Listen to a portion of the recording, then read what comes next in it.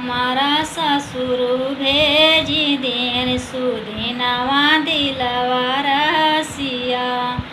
हमारा ससुर भेजी देन सुदिनवा दिलवा रसिया।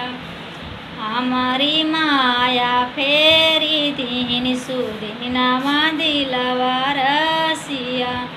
बेटी मोरी लड़िकाय बेना दान दिलवा रसिया।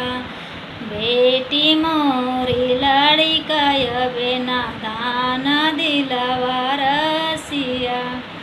दूध भात खायू ना जान दिलवा रसिया। जेठवा हमारा भेजी देन सुदिनवा दिलवा रसिया। जेठवा हमारा भेजी देन सुदिनवा दिलवा रसिया।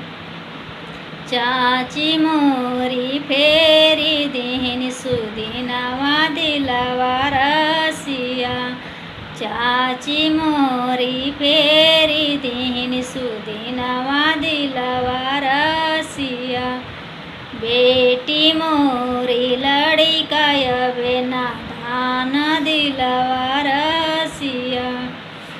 बेटी मोरी लड़िकाय बेना दान दिलवा रसिया। दूध भात खायू ना जान दिलवा रसिया। देवरा हमारा भेजी देन सुदिनवा दिलवा रसिया।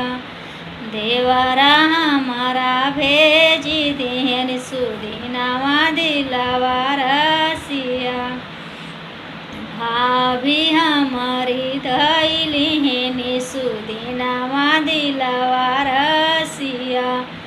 ननदी मोरी पुरखा पुरानिया दिलवा रसिया। एक कम के आय दूज विदाई दिलवा रसिया। तीजे के खेलिए गोदी लालनवा दिलवा